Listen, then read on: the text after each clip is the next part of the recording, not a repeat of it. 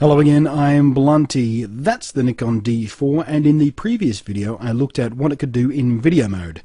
Today it's time to look at its core purpose for existing in the world, snapping stunning stills.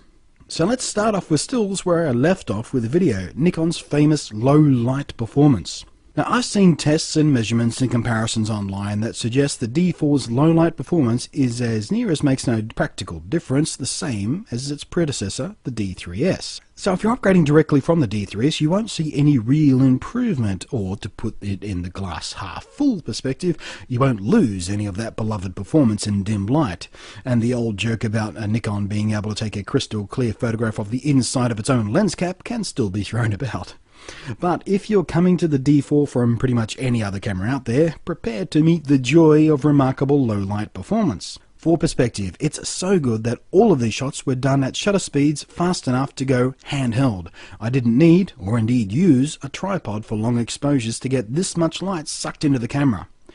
And take it from me, that's impressive. So let's head indoors for some contrived testing. Say hello to Optimus Prime and his little buddies, and if you've seen my previous video you'll already know that this whole scene is lit by a single tiny tea light candle.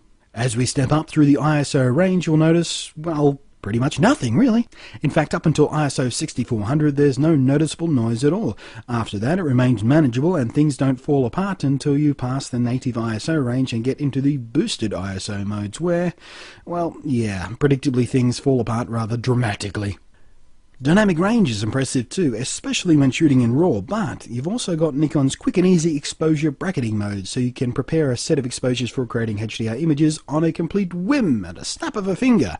But there is a built-in HDR mode too, but, you know, I suspect most pros will prefer to bake their own. Detail, even in challenging conditions, remains impressively sharp, and colours are faithful and well saturated with excellent contrast, but, you know, with a camera at this end of the scale, that's pretty much a given. In every single environment, in every conceivable kind of lighting, from the harshest of Aussie midday sun to the dim glow of a reptile house, the D4 didn't break stride once. There was nothing I could throw at it that managed to make it so much as flinch, much less let me down. And although this will depend much on the lens, of course, that full frame sensor lets you punch out your subject by letting you roll off the background blur in a beautifully shallow depth of field, and with a good lens that bokeh is just beautiful. And the continuous burst mode will rattle shots off at 10 frames per second with full autofocus in tow, and it will keep that up for a very long time indeed, so long as your memory card is fast enough to keep up with the huge buffer.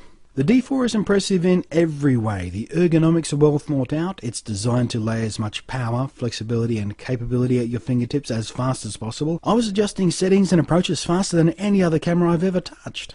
And, you know, I'm not ashamed to say this. I ran out of talent long before the D4 ran out of ability to accommodate it.